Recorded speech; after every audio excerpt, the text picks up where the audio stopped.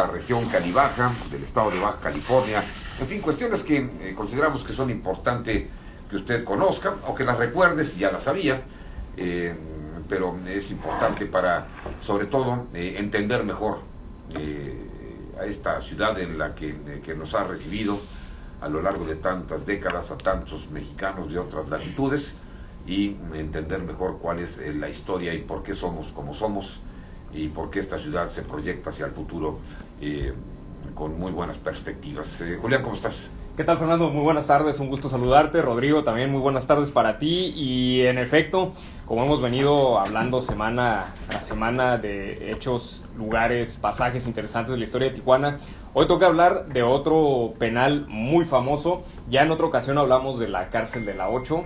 Hoy vamos a hablar del famoso Pueblito, que fue un penal pues bastante, no quisiera decir representativo, pero sí muy famoso, icónico si queremos llamarle, de aquí en la ciudad de Tijuana.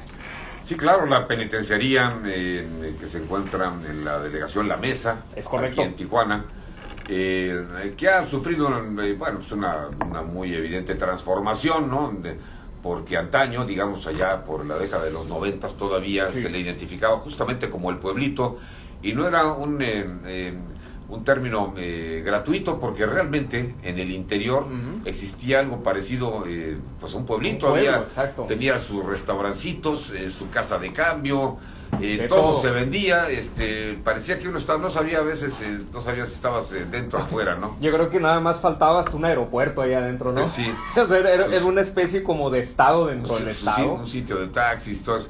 Sí, era como pues una pequeña población dentro de la ciudad de Tijuana. Esto ha cambiado. Así ¿no? es. Sí, como bien lo comentas, era una especie de pueblo. A mí me gusta llamarlo como un estado dentro del estado, porque pues prácticamente tenía las características que debe tener un estado, ¿no? O sea, había un territorio, que era donde estaba el penal, una población, la población de internos con sus familias, incluso gente de fuera que iba de visita y se iban incluso hasta de fiesta ahí adentro. Sí. Y tenían una especie de gobierno que lo más interesante de todo es que no eran los custodios ni las autoridades del penal, eran los mismos presos quienes mandaban ahí dentro de la prisión, y que ponían sus reglas. Incluso se comenta que cuando iban a hacer algo importante tomaban decisión, se formaba como una especie de consejo entre los altos mandos de los internos para tomar esas decisiones. Era hasta como una especie de democracia refinada la que se daba ahí.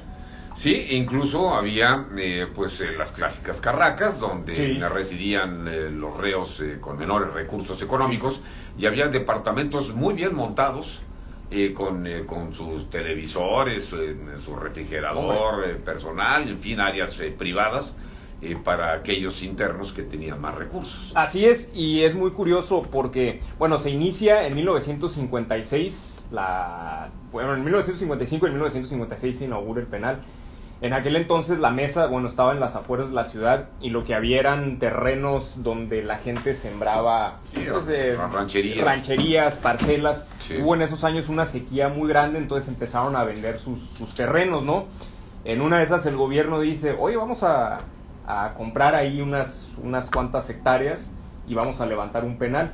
Y es como nace el famoso Pueblito, repito, en el año de 1956. Tenía una capacidad de aproximadamente 2,000 personas, pero en sus tiempos de mayor apogeo había hasta 7,000, 6,800. Incluso algunos familiares de los internos vivían ahí. Vivían ahí, sí. Vivían ahí. Vamos, que no estaban ni bajo proceso, ni sentenciados, ¿no? Exacto. Simplemente pues estaban ahí con sus familiares acompañándolos. Incluso, como vivían ahí con las familias, hubo muchos nacimientos, hubo niños que nacieron ahí y que crecieron ahí, y nada más salían para ir a la escuela y regresaban en la tarde al penal. O sea, era toda una estructura ahí la que se dio, que yo creo que en muy pocas partes del mundo se ha dado eso en una prisión. A lo mejor allá en Colombia, por allá en las prisiones de Escobar, un país de Latinoamérica. Yo recuerdo porque en aquellos años, en los 90, incluso se nos permitió ingresar y hacer reportajes, y incluso se transmitió desde el interior de la penitenciaría un programa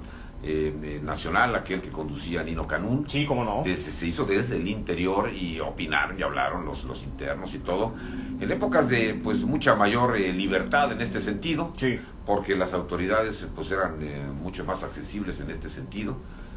No sé si esto era bueno o era malo, pero para nosotros fue posible.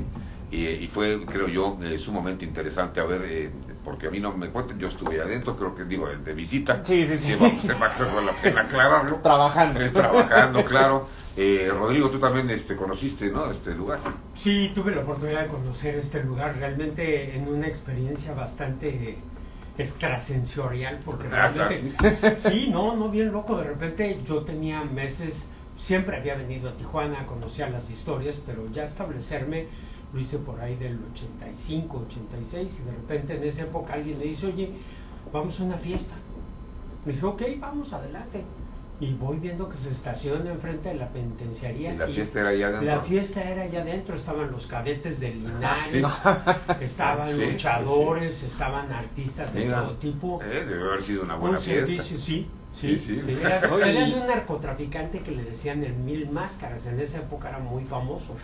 Entonces, pues, realmente yo estaba azorado de la situación, había conocido cárceles en la Ciudad de México por el oficio del periodismo, donde sabíamos que en el Reclusorio Sur había canchas de tenis, cierta comida se les servía porque había muchos de cuello blanco, en la época de que a Díaz Serrano estuvo detenido ahí y otros más, pero sin embargo el pueblito era impresionante, niños nacieron ahí, sus actas de nacimiento prácticamente dicen la mesa del pueblito. Sí. Bueno, siempre se ha dicho, no solamente en esta penitenciaría, que pues ahí adentro se vive igual que afuera, pues el que más tiene vive mejor, ¿no? Sí, el que menos tiene, es exactamente lo mismo. Los contrastes de la sociedad se dan en las prisiones. Exactamente. Y también hacían eventos deportivos, incluso el Púas Olivares y Julio César Chávez montaron en ocasión un ring ahí, y ahí pelearon y los presos ahí convivieron y todo como una tarde dominical en cualquier parte del país, ¿no?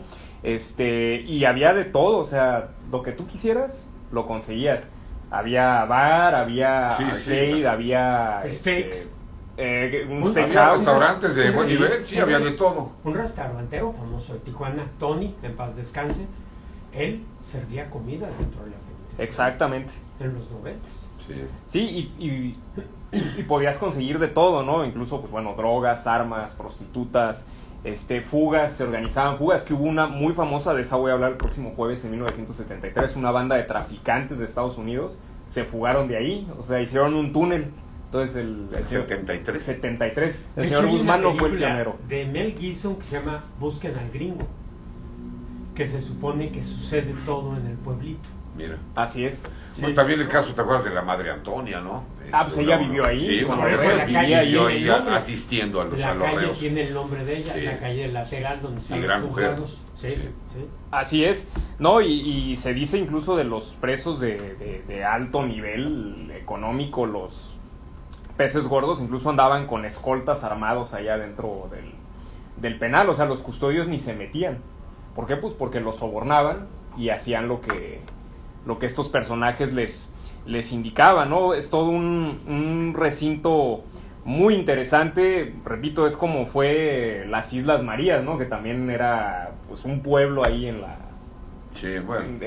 En el caso de las islas, pues en medio del mar, ¿no? Pero aquí igual se daba una dinámica parecida, aunque los presos que estaban aquí eran de una peligrosidad mucho más alta que los que mandaban allá a las Islas Marías. Ya después cambiaron mucho las cosas, en años más recientes, ¿no? Ya hay pues un poco más de orden ahí, ya no, aparentemente ya no existe aquellas libertades que ya se mencionábamos.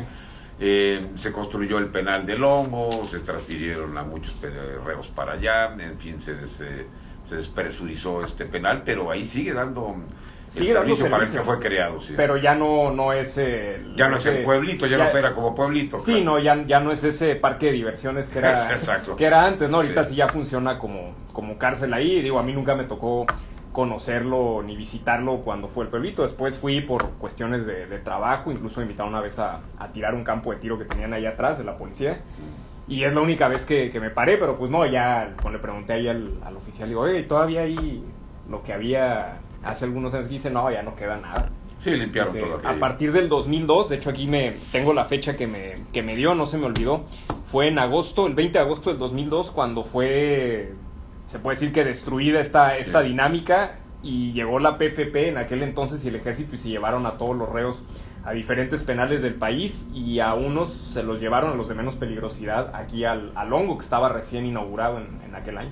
Sí, el Hongo ya una penitenciaría ya construida y pues pensada con sistemas más modernos, ¿no? Así es, pero qué chistoso que en estos países se den ese tipo de prisiones. Sabido que en Colombia también había 2, 3 prisiones que funcionaban de manera muy similar. Bueno, como aquella catedral de Pablo Escobar, ¿no? exactamente. Pues que era pues, prácticamente un centro, un resort turístico, exactamente, ¿no? de lujo, ¿no? Sí, de lujo, donde vivía él con todo su grupo, ¿no? De colaboradores. Y fíjate, este penal se construyó también como una especie de experimento. Querían probar que los reos se readaptaran más fácil y más rápido a la sociedad, permitiéndoles que estuvieran con su familia, que fuera una reclusión un poco más relajada comparada con los penales ortodoxos o más tradicionales, ¿no?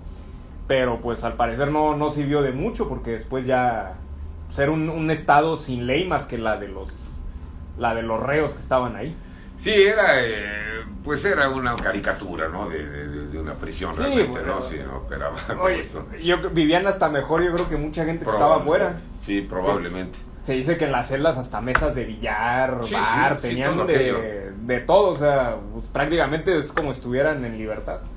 Era real, el famoso pueblito de la Mesa, la penitenciaría del estado. Famosa en el mundo. Sí, sí. Porque he visto comentarios de personas de otros países, de Europa, Australia, que hablan de esta prisión. Incluso me preguntaron una vez en Australia qué onda con eso, o sea, qué sabía yo de eso. Sabían que venía aquí a Tijuana y no, pues ya les expliqué. Tenían conocimiento.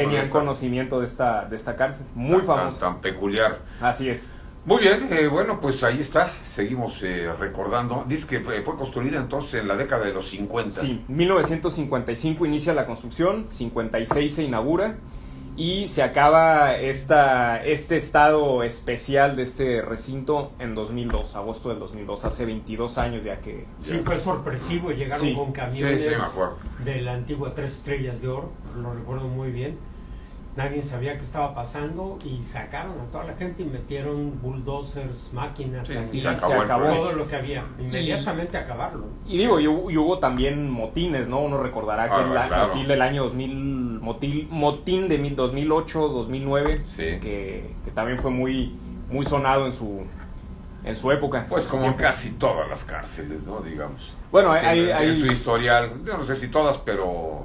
Hay prisiones, por ejemplo, en la que se encuentra el señor Guzmán allá en Colorado, que es así, ahí sí están aislados. De alta seguridad. De alta seguridad, ahí sí están aislados 23 horas al día sin contacto con nadie, que es tremendo. Ni siquiera con el sol, ¿eh? Ni siquiera, exactamente. Que eso es muy grave, pues el cuerpo lo necesita el sol, fijar vitamina, y sin embargo nomás les dan 20 minutos, ¿no? Mucha gente va a decir que es lo que sucede. De hecho, acaba de pasar de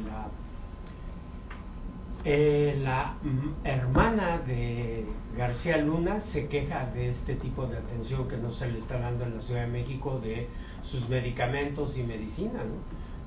Perdón, pero por algo están privados de la libertad, ¿no? Pues sí. No, y más personajes de ese... Pues sí, nivel, pero son bueno, peces muy gordos. El grado de humanidad que exactamente, ¿no? Los si van a estar están bajo custodia de las autoridades, ¿no? Y del gobierno, en representación de la sociedad. Uh-huh. Y si tú estás tomando acciones así que lesionan, que vulneran pues los derechos humanos de las personas, creo que tampoco es justo. Probablemente la gran mayoría, porque no todos, pero la gran mayoría pues estarán ahí por algo que por algo que hicieron, ¿no? Por siempre no es de gratis. Siempre en el cliché de las películas le dicen, y tú estás aquí y eres inocente, ¿no? No, pues aquí todos somos inocentes. Y están por el alto perfil de los delitos que cometieron. Igual en Rusia hay otra prisión, la del Delfín Negro, que es por el estilo, que es una prisión durísima. ¿Es la de Siberia? Está por esos rumbos, sí. La del Delfín Negro, que incluso a los reos no les permiten sentarse durante el día. Tienen que estar de pie. El gulag. Tremendo, tremendo. Hoy sí estaba viendo en cuanto a los motines, fíjate ahí de septiembre del 2008 hubo un motín bastante sangriento, 19 muertos y 40 heridos. Sí, pues fue un enfrentamiento entre custodios e internos, sí. Fue una batalla campal, sí lo recuerdo también, que había presos en las torres de seguridad ahí montados y traían incluso hasta como trapos. Sí. Fue un evento bastante fuerte, fue una batalla ya dentro la que se llevó a cabo. Ciertamente. Bueno, pues muy bien, Julián, gracias como siempre. No, gracias a ustedes. Y la próxima semana voy a hablar de la fuga que se dio ahí, que también es un tema bastante peculiar, bastante interesante, y pues ya les traeré toda esa información y esas anécdotas el próximo jueves. Me parparece muy bien. Gracias, Julián Lozano. Muchas gracias, Rodrigo. Muchísimas gracias, como siempre. Gracias a Julián Lozano por su colaboración de este día. Bueno, pues una buena noticia. Ya es que está pues casi cristalizado un proyecto para